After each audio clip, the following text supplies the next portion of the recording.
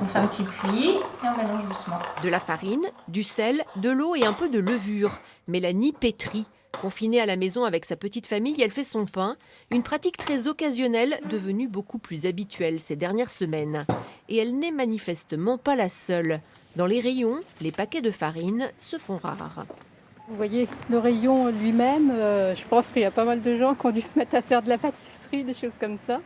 Et donc, effectivement, on a plus de mal à se fournir en farine et en levure aussi. Enfin, c'est les deux points qui sont plus difficiles aujourd'hui. On n'a jamais vu ça. On a vu les 3 premiers jours du confinement où vraiment on n'a plus de stock du tout de farine du jour au lendemain.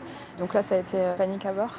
Et donc voilà, les fournisseurs ont suivi après, mais c'est compliqué pour tout le monde, que ce soit pour les magasins, ceux qui commandent ou les fournisseurs en fait. En France, la vente de farine s'est envolée ces dernières semaines.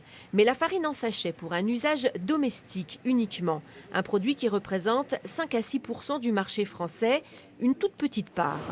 Pour celle destinée aux boulangers, il n'y a aucun problème d'approvisionnement. D'ailleurs, les craintes des moulins et minoteries sont ailleurs.